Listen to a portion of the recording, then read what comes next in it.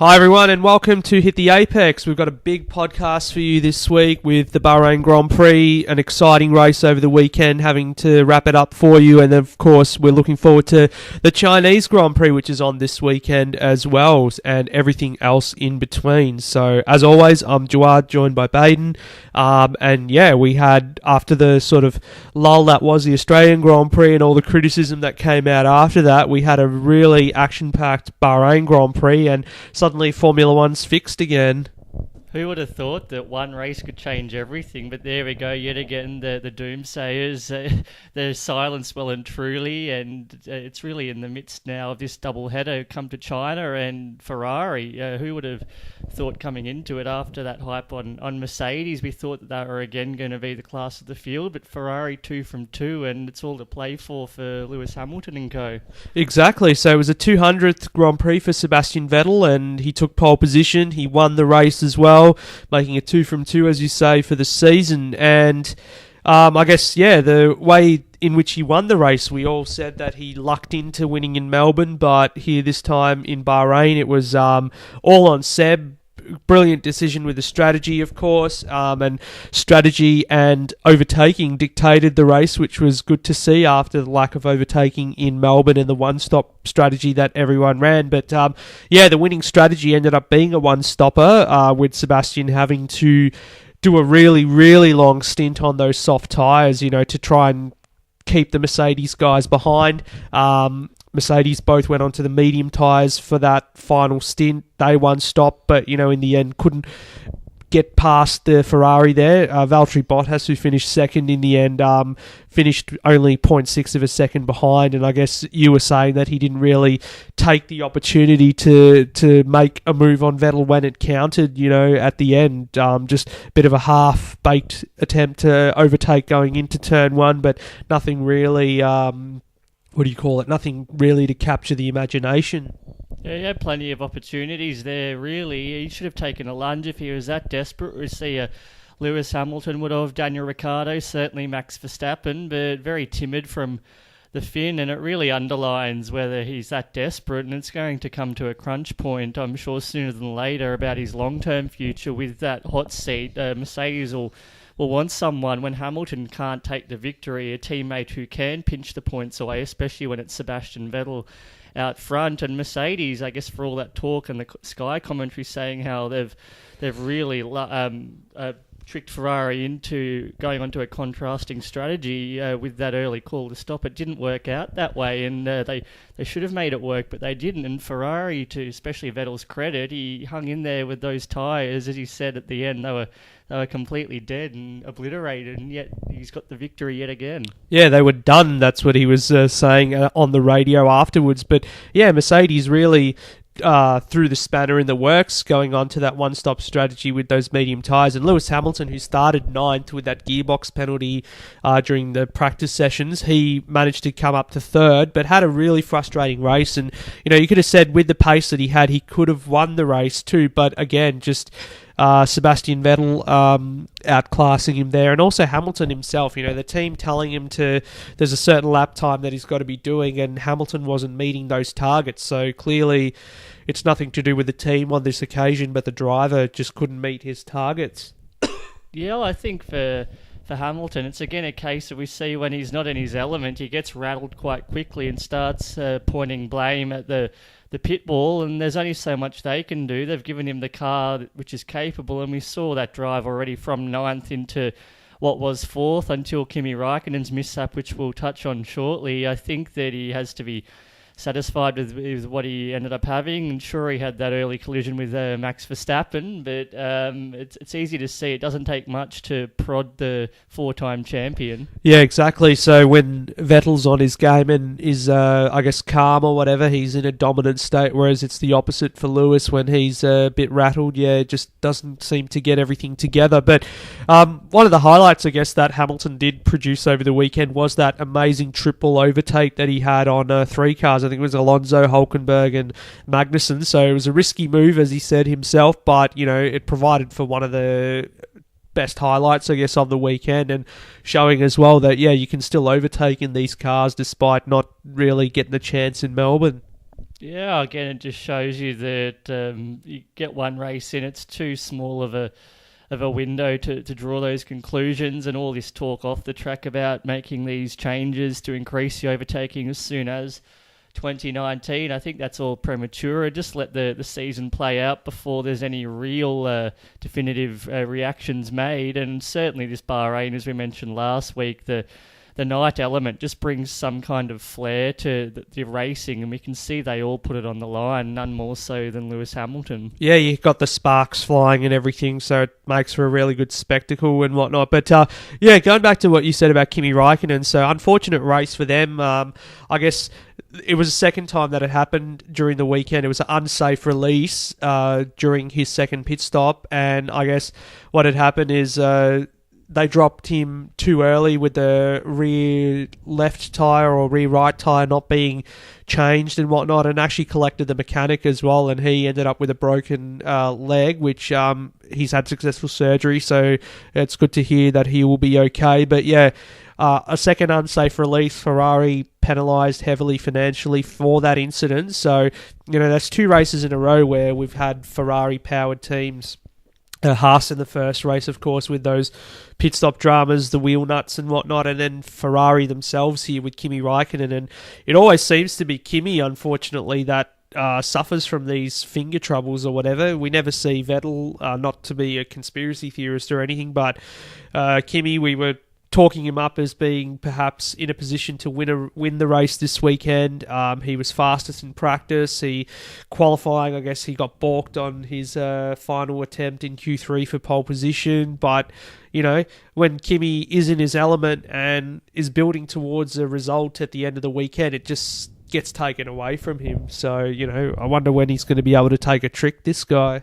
Yeah, Raikkonen looked quite good there for a run on Valtteri Bottas to make it a Ferrari 1-2 at that time, and it does seem as though you wouldn't call it, as you mentioned, a conspiracy, but maybe just a lack of 100% urgency on the so-called number 2 Ferrari's side there to prioritise him, and clearly every effort goes towards Sebastian Vettel and that nucleus for him to have a crack, and clearly that worked out for him on Sunday. But for Raikkonen, particularly since last season when he's upped his game, it just seems as though he's in the wrong place at the wrong time, and it again begs the question whether we will see him actually on top of the podium before he hangs up the helmet. And a lot of chatter over the last week that intensifying rumours Daniel Ricciardo could be on his way to Maranello for 2019. Yeah, some of the chatter from the paddock, you could say, from Bahrain, but also some of the questions that Kimi was asked in the lead up to the race and everything about, 2021 and changes that's going to happen to the sport, if there's anything he'd like to see. And Kimi just,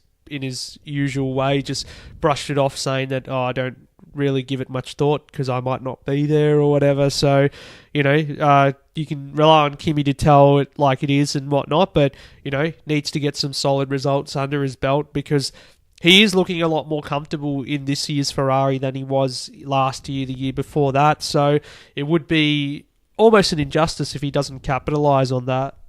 Yeah, you just think that at some point the penny is going to drop, and you obviously hope Sebastian Vettel gets a clean run, but for Kimi Räikkönen just to have an opportunity to be out the front there and everything runs to clockwork, particularly those circuits which he really does suit, such as Bahrain. We know over the years his affinity with particularly P2, and then we come to some of those twistier circuits, Hungary and then Belgium and so on. So time is running short for him, but signs are promising. We can't really blame him too much for this one at all, but I guess if he is on the way out, we could be seeing perhaps a bit more of a selfish Raikkonen in it for his own purposes. Well, yeah, he doesn't have long to wait anyway to try and get a result on the board, being in China this weekend, of course. But moving it on to Red Bull, and it was a double retirement for Red Bull. Very disappointing, in course, and I guess to paraphrase what Dan Ricciardo said, it's it can tear your heart out sometimes, Formula One, and you got to feel for him, of course. With all that hype coming into the season, and again, Red Bull in the early races having troubles and whatnot, and they've been on the pace. You could say if they were able to survive the race, you could have said that they would have been in amongst the contenders, and if strategy went their way, they could have been up there on the podium, perhaps even targeting the race win. But electronics failure for Daniel Ricciardo saw him out really early in the race, and then of course Max Verstappen getting a bit feisty there. He had a bit of a touch with Lewis Hamilton, got a puncture, and then the lap after that he ended up retiring as well. So not good for Red Bull, especially when it's a big year for them. As we've said, they've got to get some results there. They can't just continuously blame their engine manufacturer for everything that goes wrong. It's not all going to be their fault. So yeah, something's got to give in that camp, and they've got to, if they want to mix it with the guys at the front, they've got to produce the results. Yeah, very interesting contrast to its sister outfit there, now running Toro Rosso, the Honda Power units, and an absolute majestic drive to P4 by Pierre Gasly, and this can only intensify that thought that Red Bull will try and acquire a batch of its own Honda supply from next season. We know that they've had a fraught relationship with Renault/Tag Heuer for really the past 4 seasons after the golden era came to a close. So it's going to be very much watch this space if Toro Rosso sustains that kind of form. Even Brendan Hartley had a solid weekend. Only that penalty for him probably cost him his own berth in the points. And for Red Bull, we know race to race, they're just very mercurial. Depending if they have a victory, it's all rose-tinted glasses. And if they have a poor one, it's straight away the blame falls to the French manufacturer. Well, exactly. So that's what I'm saying, that they've got to string together some results and not blame their engine manufacturer for whatever happens and whatnot. So, but going over to Toro Rosso, yeah, perhaps one of the highlights of the weekend, Pierre Gasly, he qualified 6th but was promoted to 5th, of course, with Lewis Hamilton's penalty. And then, of course, he would have finished 5th if it wasn't for Kimi Raikkonen's retirement. That bumped him up to 4th in the end. So that ended up being Honda's best result in Formula One since they came back in 2015. So their best result with McLaren in those 3 years was 5th on a couple of occasions, but 4th in only their second race. That is really good to see. And Honda did bring some upgrades with their engine this weekend, despite having those that retirement for Gasly in Melbourne, which was a power unit failure. But good to see those upgrades working for them. And of course, looking at some of the speed trap data as well, Gasly in the Toro Rosso was fastest during, I think, third practice by a fair margin through the speed trap. Almost had 3 kilometres an hour over the next car. So, as you said, could this all be music to Red Bull's ears for next year? But, for Toro Rosso this year, what can they achieve with this Honda power unit? We've always said that the Toro Rosso chassis has been really good, but just, I guess, held back by the power. So, where are they going to end up during the year? Expect, they'll have some penalties to deal with and whatnot, but result-wise, they could be in for a good year from what we've seen this weekend. Certainly, as far as being a testing bed for Honda, you'd hope it gets to the stage where they can fight in their own right for the pointy end of the field, and Pierre Gasly's put himself on the radar, particularly if Daniel Ricciardo moves on to even leapfrog a Carlos Sainz. Who knows, he might stay put at Renault, and Pierre Gasly gets the hot seat alongside Max Verstappen. That'd be great to see. We know the prodigious talent that the Frenchman is, so if that came to pass, I think that it'd be much deserved. And just for Toro Rosso, that environment they've already fostered with Honda, you can see that it's much more harmonious than it ever was over the 3 seasons alongside McLaren. Well, yeah, just those scenes from after the race, you could see it almost felt like as equally as jubilous as Toro Rosso's one and only Grand Prix win back in 2008 or whatever. So, a 4th place with their new engine manufacturer. Great result for them. But moving it on anyway, Kevin Magnussen a bit angry over the weekend. He ended up getting the angry Viking that he is, a bit, just unleashing the mongrel that he's got in him, which is, in a way, it's good to see. You got to have a mongrel on the grid in whatever motorsport or sport in general.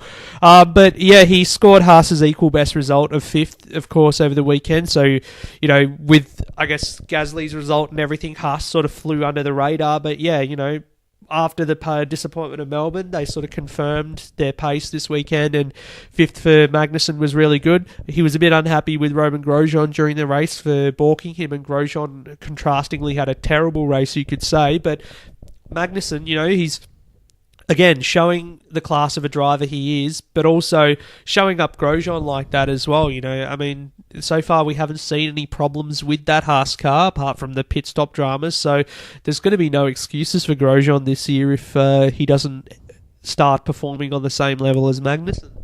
Yeah, the Frenchman the final season of his contract there, so it will be interesting if Magnussen continues to outshine him. And for the Dane himself, he'll have designs on getting himself back into really one of those top contenders, whether it's, dare we say, Ferrari. That would be left field if they certainly went for someone like him instead of a Daniel Ricciardo. But he's been a bit, I guess, blown off that, you could say, the pendulum where he was when he was at McLaren. We thought he was destined for big things, and that was blown off course when he was unceremoniously dumped when Fernando Alonso rejoined. So it's good to see that he's just reminding everybody that he's there and he's got that fighting spirit. And for Haas, they've genuinely confirmed that they're in that battle for best of the rest after the big three. Yeah, they could, with both cars scoring points, could perhaps be fourth in the constructors, but early days yet. Yeah, I think again, see Renault perhaps as well. They're there or thereabouts with Nico Hulkenberg. He had a pretty good weekend, but not quite at the level of the Haas's at this point. Yeah, as far as the pace is concerned. But anyway, after Haas, you had McLaren 7th and 8th after their disappointing qualifying. And Bahrain's always a big race for them as well because of their backers and everything being based there and everything. So the fact that they had a pretty terrible qualifying meant that the onus was on them in the race to perform.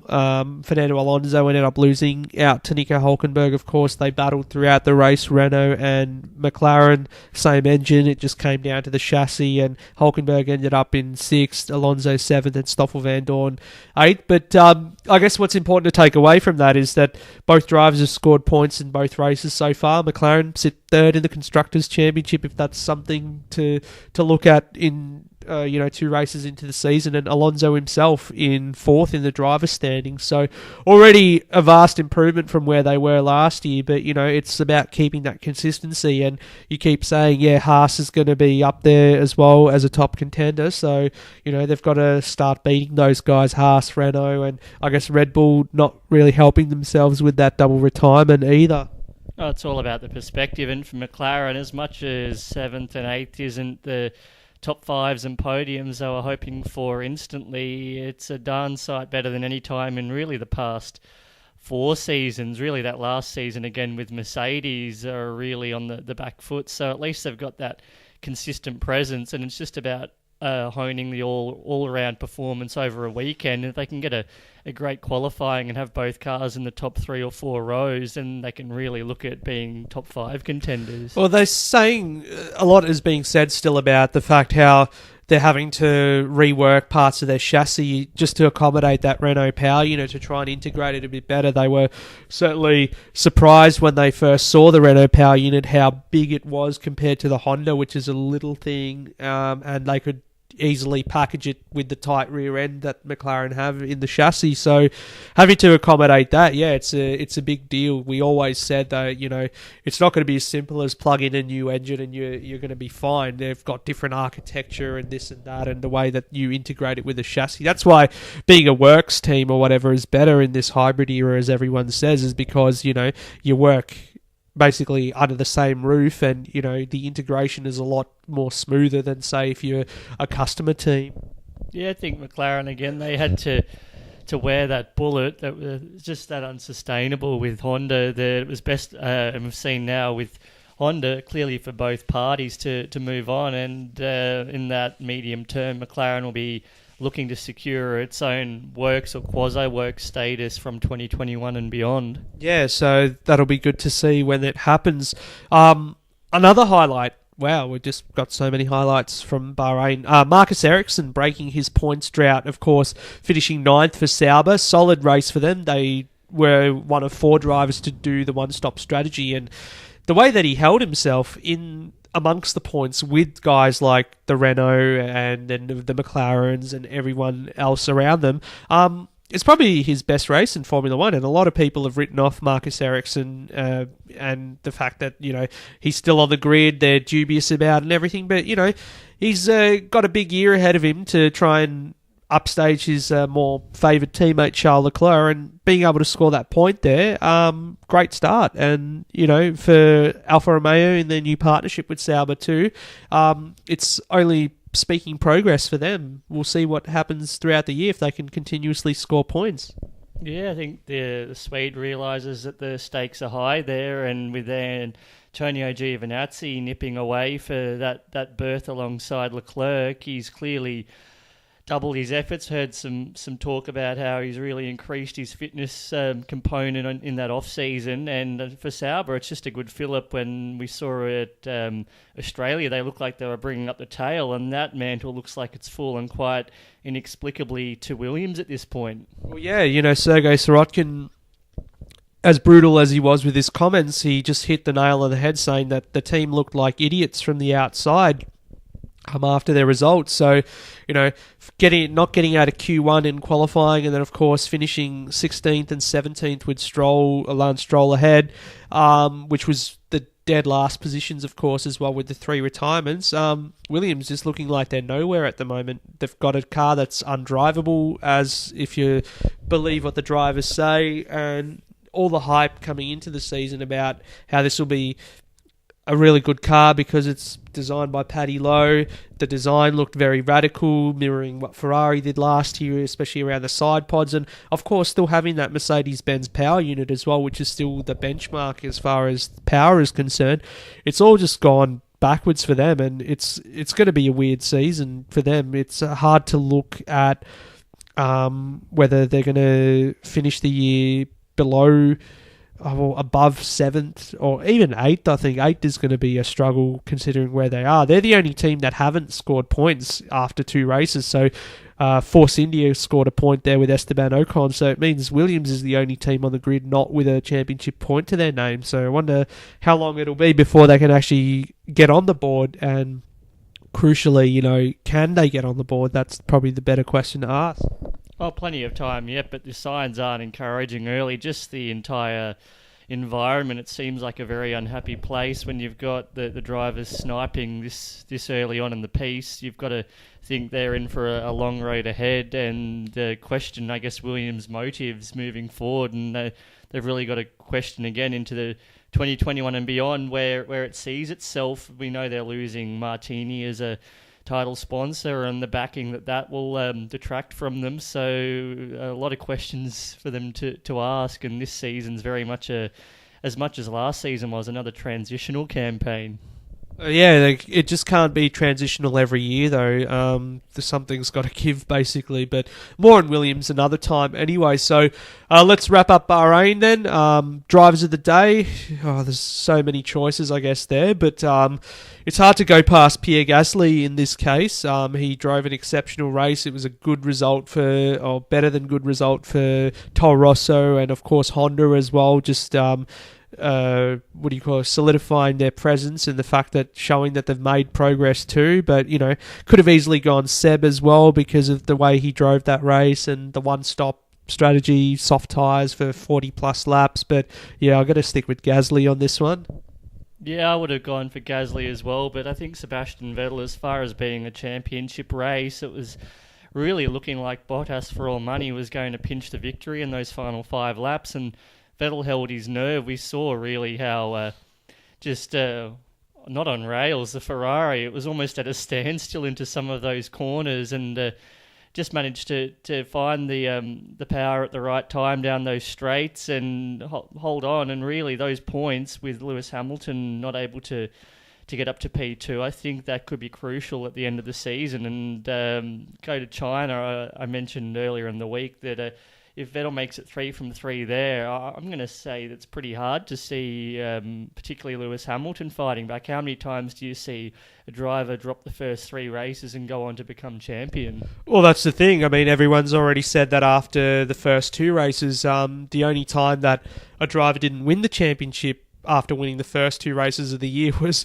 1982 when Alain Prost won the first two races, but ultimately Keke Rosberg ended up going on to win with the one win under his belt. So, and Vettel himself, the last time he won the opening two races of the season was that dominant 2011 season. So, it's just, I guess with 19 races still to go, it's just, you can't get too carried away, and especially with Ferrari, it's hard to trust them after, no matter how good a start to a year they've had in the past, in the recent past that is, there's always, it just takes one race for them to butcher it, and then they've lost it, So and you see they've still got some little deficiencies, such as that pit stop, so they've got to iron out a little few imperfections. Yeah, so until they can have both their cars running strongly at the same time, it's going to be difficult to really see them go on to win the championship or predict that they'll win the championship, because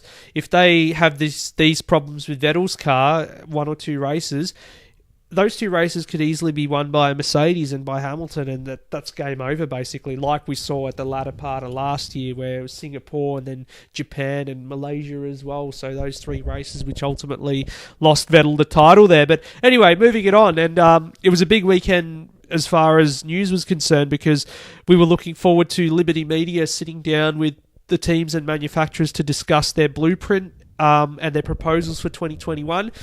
Now, what was ultimately released to the press was basically what we already knew. So it was very vague, very watered down, you could say. But it's good to see them reiterating the same points that they discussed, I guess, last year and also at the start of this year. So, breaking it down for you, basically, simplified power units, of course, getting rid of the MGUH and perhaps standardizing components that don't need to be, that fans don't really need to know about or know about in general. A budget cap as well, talking about, putting all the teams in budget cap. That obviously wouldn't include drivers and marketing. It's just what they spend on their cars and whatnot, and for manufacturers perhaps giving him a little bit more money. But then also the last point is even distribution of the prize money as well, and that's, I guess, another contentious topic, especially with Ferrari still trying to fight for their bonuses or whatever. But it seems like Liberty Media are still going to give him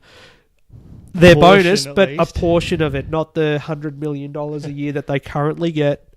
Yeah, I think that, again, they're fighting in a corner with Mercedes, them against the rest, and it's going to be interesting to see whether these two big manufacturers get what they want, and then the response ultimately is still a lot to play out. I guess, again, this is only the very beginning. They've tabled that offer, Liberty, and the teams will come back to the board perhaps in the middle part to the late part of this season, get something a little bit more definitive. But for now, I guess the outsiders don't really have too much to work with. We're just left to guess what the composition of the F1 beyond 2020 will be.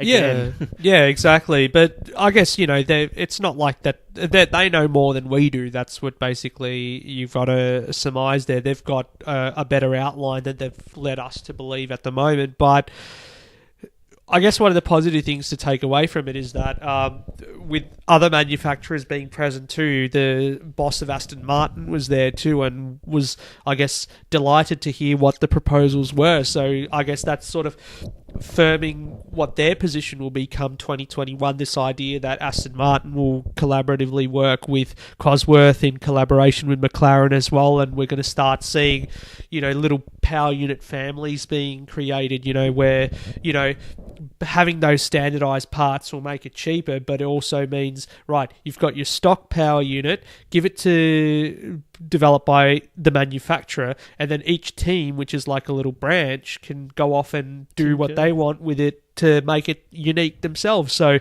we talk about Ferrari then having, I guess, its little family in the Fiat Chrysler group. So let's say Alfa Romeo are there. What if Maserati come in as well in place of Haas or whatever?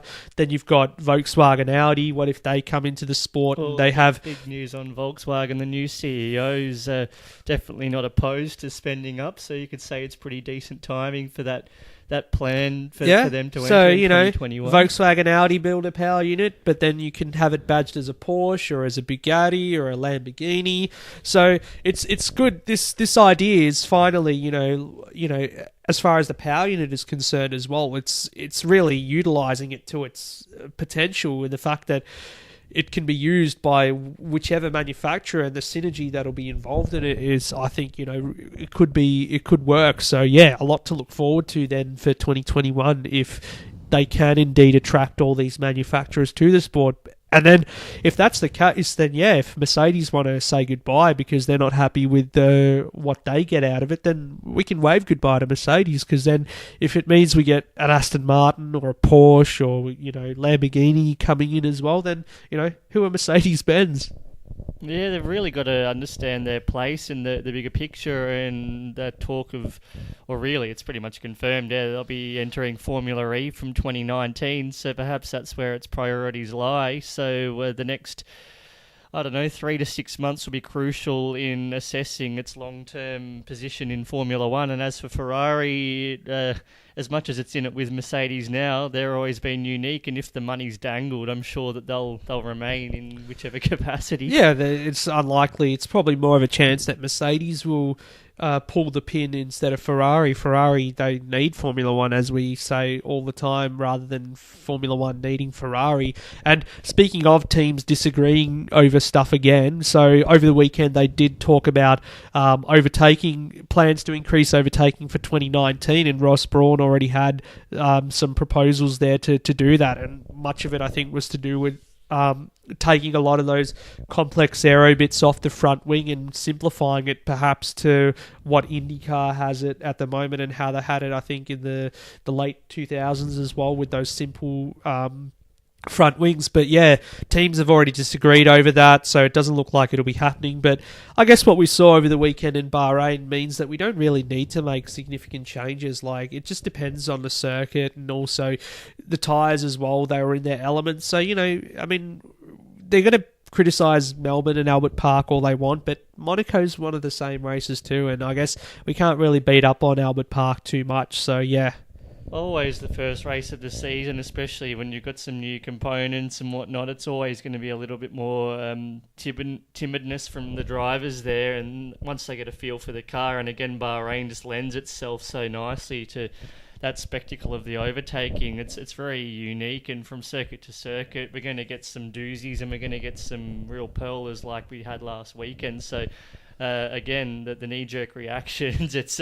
quite amusing to follow on a race-by-race basis. Yeah, well, it's, Formula One and its followers for you, just knee-jerk reactions every weekend, day in, day out. But speaking of tyres as well, Pirelli talked about how they're going to introduce low-tread tyres for 3 races, Barcelona, France, and also Silverstone, 0.4mm thinner tread on the tyres to create, they're races that typically with such low tyre deg that it would be one-stop races. Having the low tread means that they'll be forced to do multiple stops as well. And we saw from the weekend that having multiple tyre strategies in a race does make things exciting. It's not like they're limited by the fact that it's not like we're in 2011 or 2013 when they're limited by what tyres that they're on. It just comes down to how they play it strategically, and we still get to see these cars at their top pace as well, which is good.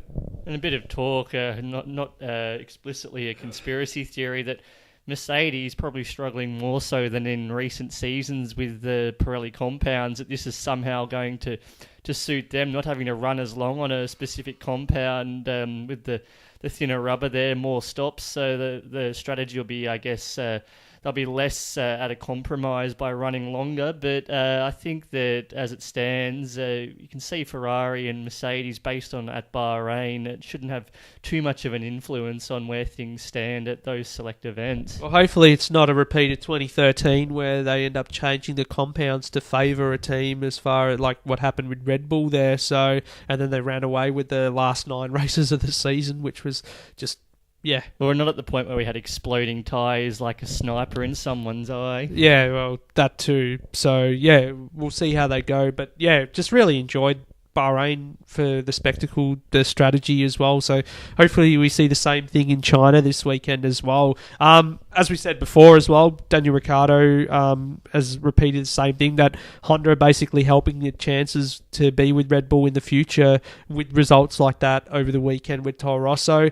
But, what can we take away from that? That the fact that, maybe there is a chance that Daniel Ricciardo might stay with Red Bull if he's keeping an eye on Honda as well and how they're progressing. Could he possibly see himself in a Red Bull Honda next year? It doesn't sound like he's completely checked out like some people say.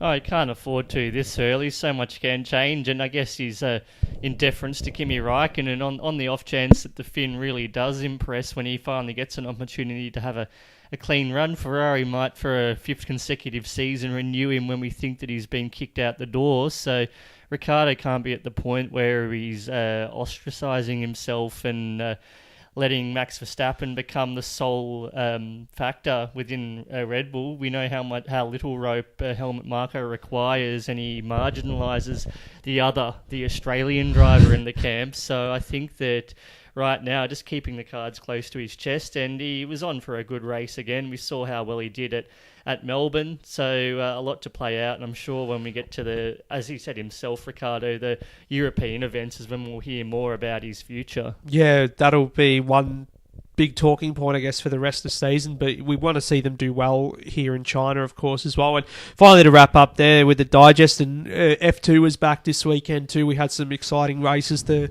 kick off the season. Lando Norris, of course, the McLaren Junior driver, winning the first race of the year from pole position. A dominant win it was, and excuse the Star Wars pun, but yeah, Lando hit light speed basically with the start. He was, I think, 3 seconds up the road by the end of the first lap with that start he had, so it was a bit like he jumped into hyperspace there. So, and then Artem Markelov, of course, winning the second race of the weekend. It's a big year for Markelov too, from what people say. It's his 5th year in Formula 2, GP2, whatever you want to call it, and if he really wants to make an impression and move forward in his career, then he's got to end up having a good season. But yeah, good start for Lando Norris there, of course, as well. And McLaren with eyes on him for the future, and he could potentially be, everyone keeps saying this about McLaren Junior drivers, they could be the next Lewis Hamilton. So we can say the same thing about Norris, but he's British also, so a good British prospect for the future too,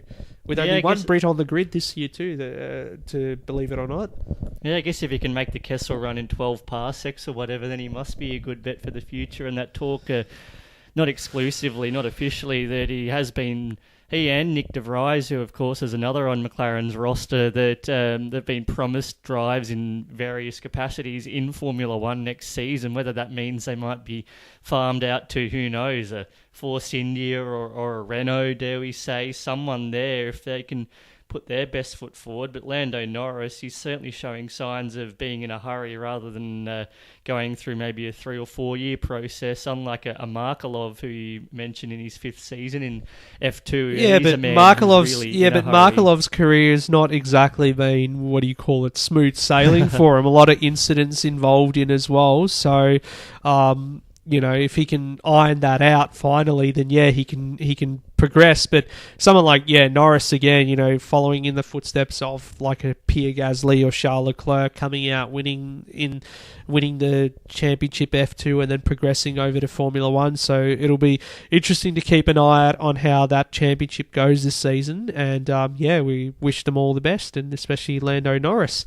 So let's move it on then. Chinese Grand Prix preview, and Ferrari coming to Mercedes-AMG's turf, you could say, to make it 3 from 3 in 2018, and Mercedes having won pretty much all the races in the recent past at this circuit. Hamilton with 5 wins in total here, dwarfing everyone else. Vettel, he's only won 1 race here, and that was his maiden win back in 2009, of course.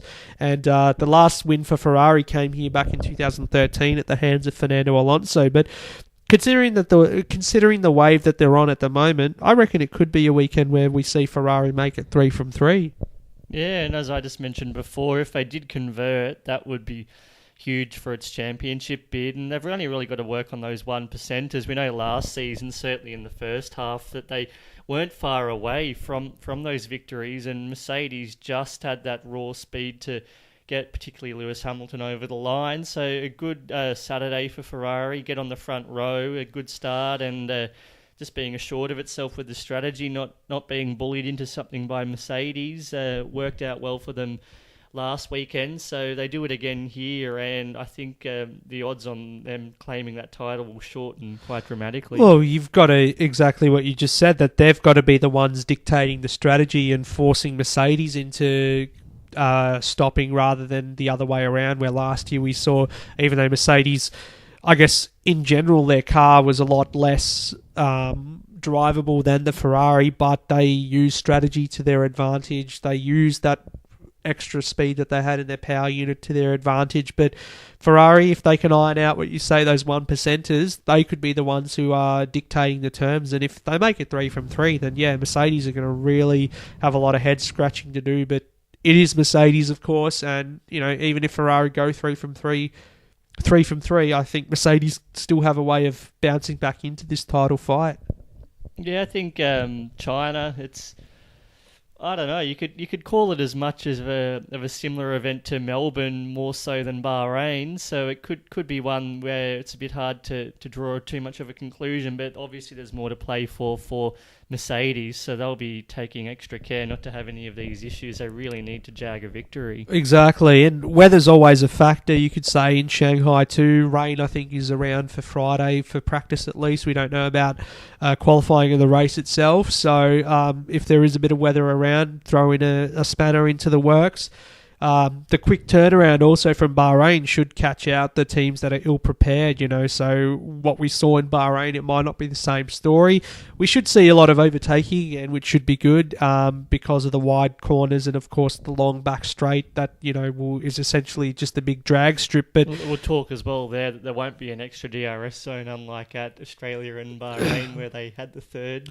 Oh, well, Bahrain, they only had two, but they extended it. They mentioned it, didn't they? Yeah, so it was extended. Yeah. We saw Australia, that unheard of third DRS zone. Yeah, and it didn't really help, of course, in the end. No. But, going into turn one there at China, it's always a bit of a hot spot. And I just think back to Danny Kvyat's torpedo into turn one to Sebastian Vettel back in 2016. So, yeah, a lot can happen going into the first couple of corners, that complex there. So qualifying on the front row will be crucial, and Ferrari have shown that they can get pole position despite all that hoo-ha about party modes and whatnot in the first race. So, we'll see what happens. But I guess it's Red Bull who they're going to have to get the results to bounce back this weekend. Verstappen was on the podium here last year, early on in the season. So, there's no saying that Ricardo Verstappen, with the pace that they have shown so far, that they can't score a podium, let alone go on to win. Red Bull have had a happy hunting ground, you could say, in...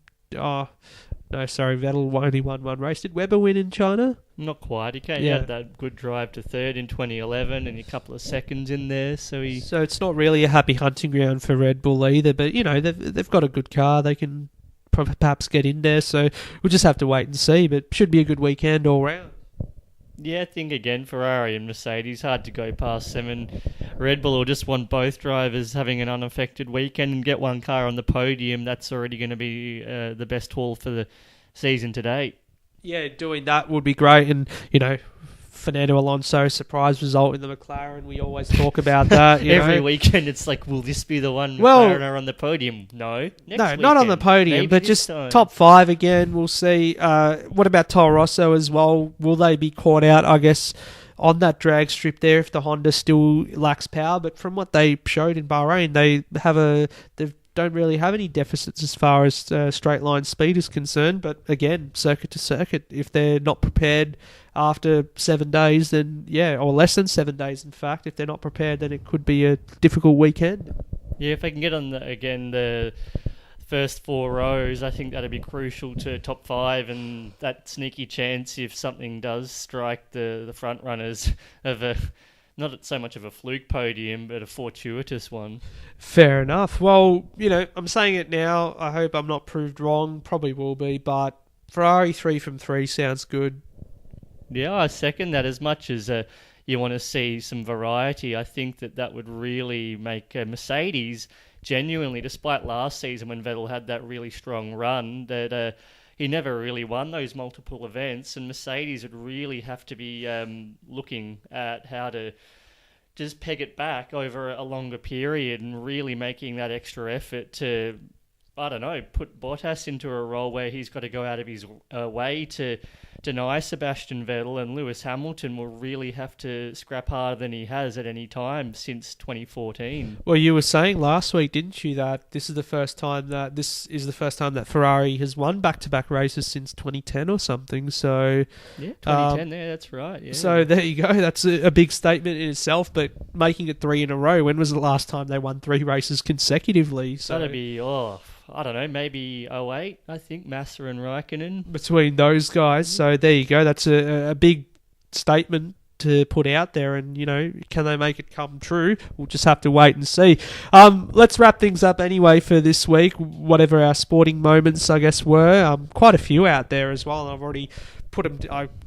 because of how many there were, I just wrote a couple down that I thought were really big moments. Craig Lowndes, of course, winning his first race in over 620 days with that win in Tasmania, of course. I guess it all came down to his pace and everything, and it looks like they've finally got the car back to where he wants it. It was his first win for the Autobahn Lowndes Racing team, and with his new engineer John McGregor, who came under a lot of criticism last year too.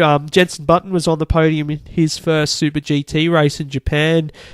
Jack Miller maiden pole position in MotoGP in Argentina. A crazy race that was as well, and a lot of fallout that we can't discuss this week, unfortunately. We'll talk about it next week, hopefully. So yeah, it's hard to really pick one between those three, but beyond that, was there anything else that caught your eye over the week, or?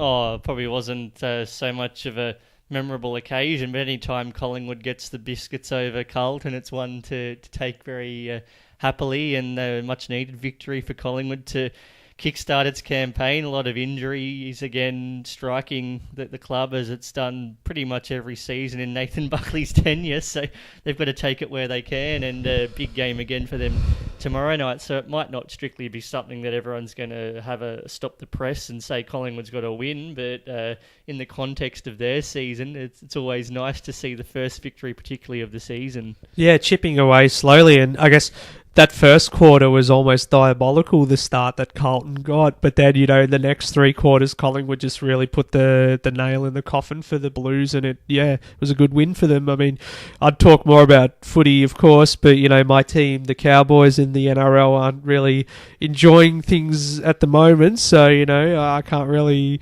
say that my sporting moment of the week was to do with football. So, yeah, playing Canterbury Bulldogs this week up in Townsville, so hopefully I've got something to smile about come Sunday morning after the game. So yeah, but anyway, with a lot going on, I guess, and a big weekend coming up too, of course. And I'm quickly going to point out as well that the new Bend circuit in South Australia is going to have its inaugural race this weekend too, with Australian Endurance Championship with the GT cars heading there. So that'll be interesting to see. I think we've got 3 supercars drivers. Yeah, getting a bit of an early look into the circuit as well before they head there in their supercars come August. So it'll be a busy weekend, of course, and finally we get to watch a race at an acceptable time, because I was struggling come Monday morning after watching Bahrain and then the MotoGP straight afterwards, and it was just a bit of a slow day, you could say, being at work following that. So,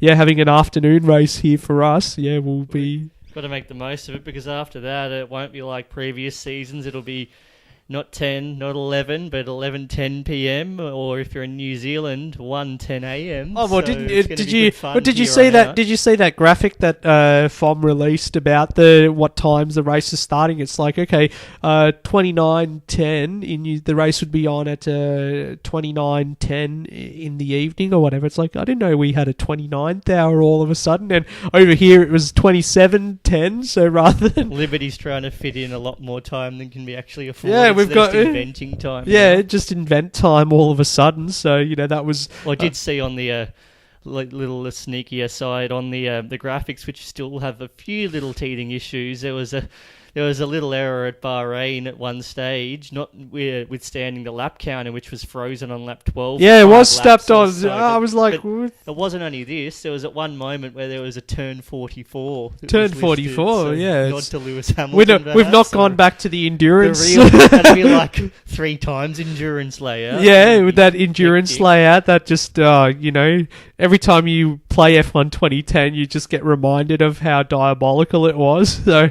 yeah, at least it wasn't a repeat of, last name versus last name or whatever that we had in Melbourne. So, it's going all good for them so far. I'm really liking the new graphics, you could say, for the races and all that, and even that intro theme that they've got is slowly starting to get a bit catchy with me. So I catch myself sort of humming it to myself at work all the time. So it's just like, yeah, well, they're hitting the right chords, you could say, Liberty Media, with what they're doing with the product this year. So hopefully we get a good race in China to continue that trend. So until next week, then that's all for today, and enjoy the race weekend, and we'll see you guys next time. Till then.